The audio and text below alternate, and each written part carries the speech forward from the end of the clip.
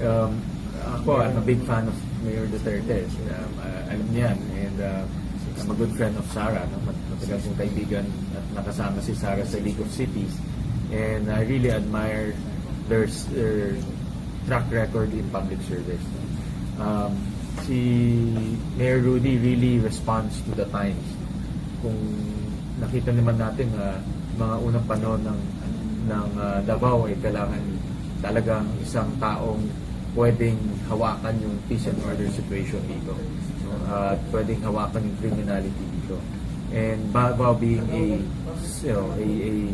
a center of commerce in Mindanao, no? Probably the biggest center of commerce in the whole Mindanao island.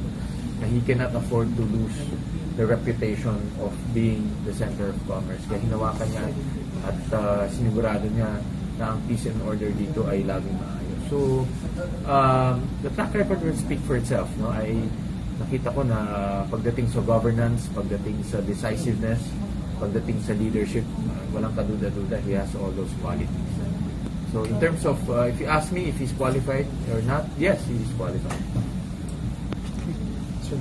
Kabilang po sa mga inaasahang suporta na mga gustong mamuno sa Senado ang bagitong mga senador. At ngayong umaga kasama po natin ang isa sa kanila, bagito rin pagdating sa pag-ibig.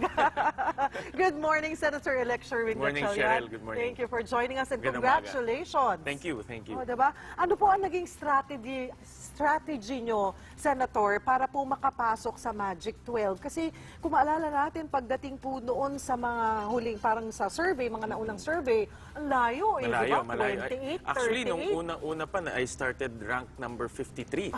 Ganun pa kalayo. Fourth or fifth page pa nga yata ako at that time. Pero mahirap talaga pag hindi ka TV personality or movie personality or national figure.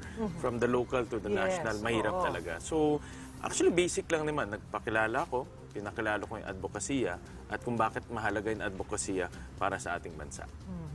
Talagang matrabaho po yan pagdating sa advokasya. Ito po, ano po ang mga sektor na gusto nyo pong tutukan bilang senador? Cheryl, itong pag-ikot namin, campaign, no, eye-opener talaga siya. Marami akong nakita, narinig, especially mga kwentong narinig ko sa ating mga kababayan sa iba't ibang probinsya. No? Yung mga gusto mag-aral na hindi makaaral, yung mga gusto magtapos ng college pero hindi makapagtapos ng college dahil sa kahirapan. So, sa Kongreso, statistics lang ang tinitignan mo. Pero pag lumabas ka at nangampanya ka, totoong storya na yung naririnig mo. At ito yung mga bagay na gusto nating bigyan ng solusyon. No? Edukasyon, no? Pag-aaral sa kolehiyo.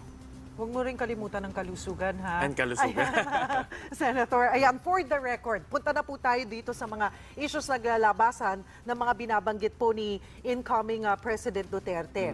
Okay, sa mga issues po, pagdating sa death penalty, ito ba'y makakaasa siya ng suporta mula sa iyo? Sa akin, nung campaign period, no, naimbitahan ako sa iba't ibang senatorial debates at nabanggit ko na ako sumusuporta sa death penalty para sa mga big-time drug lords at sa mga drug syndicates.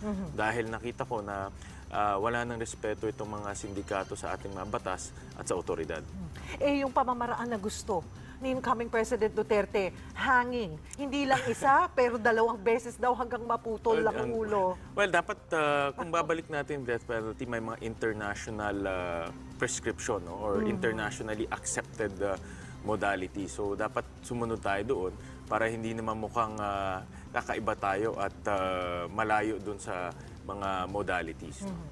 Pinag-usapan po, isinusulong ng Sana Aquino administration na kikuusap na sana wag baliwalain ang BBL. Pero ang gusto po ni Duterte ay ang federalism ang tutukan.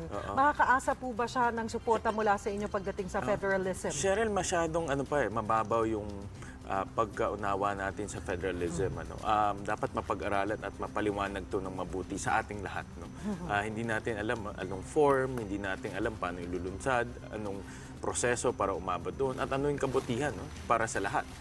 Hindi lang dapat kabutihan para sa mga local government dahil gusto ng mga local government yan. Pero ano yung kabutihan para sa ating mamamayan? So, masyadong mababaw pa. Ang suggestion ko nga, bumuo ng isang study group, no, para mapag-aralan mabuti at mapaliwanag mabuti sa atin lahat.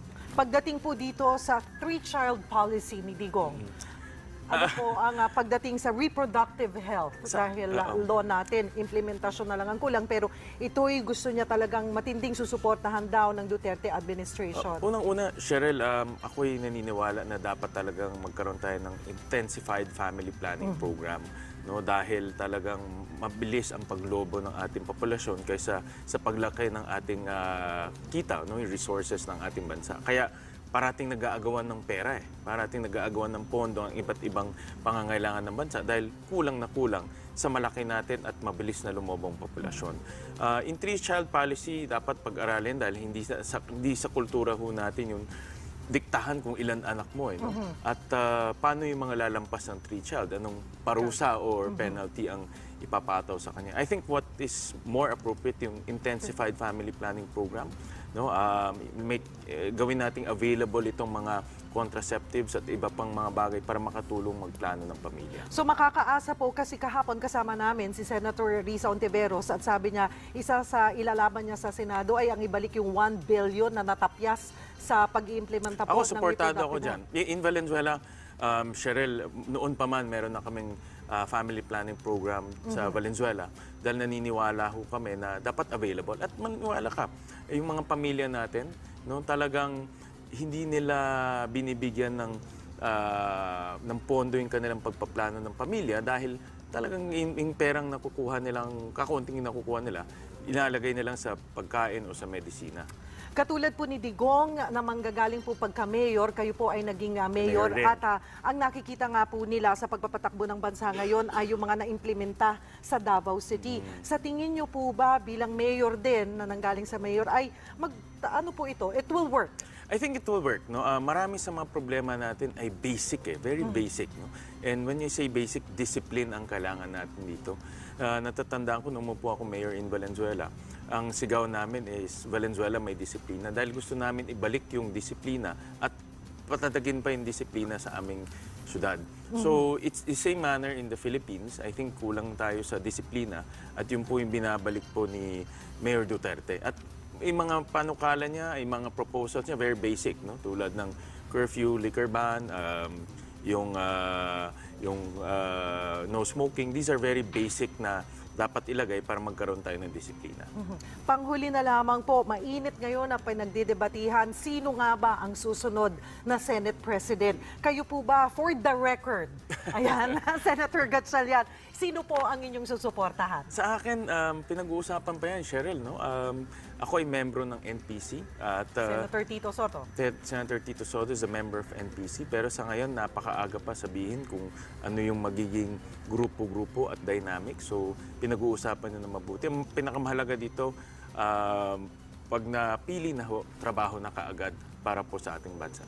At meron lamang po, kasi may pahabol po yung, parang may nag-text po sa atin. Sabi po kasi, 42 years old na po 42, kayo, 42. Senator. Single pa raw po Oo kayo.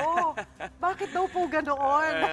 Hindi ko yun ang hindi ko na On a makontrol, lighter no? note Hindi po, ko na makontrol yun. Talaga nagkaganon lang siguro. Naku, itutuloy na po natin ang date nyo ni Grace Lee. Okay lang ba yun? Sama ka rin para marami O, tayo. syempre kasama ako. O, Grace ha, Attorney Mel, may date na tayo. Natawa. Biro lang, Grace. Ayan, thank you so much for joining us. And again, congratulations and good luck. Thank you, Cheryl. Thank you. Mga kapatid, dyan lamang po kayo dahil hindi pa po tayo tapos. Ang mga bisita namin dito, sumasabak sa konting challenge. Tingnan po natin ano. Nasaan si Win? Nasaan si Win? Nasaan si Win? Nasaan si Win? Hanapin si Win!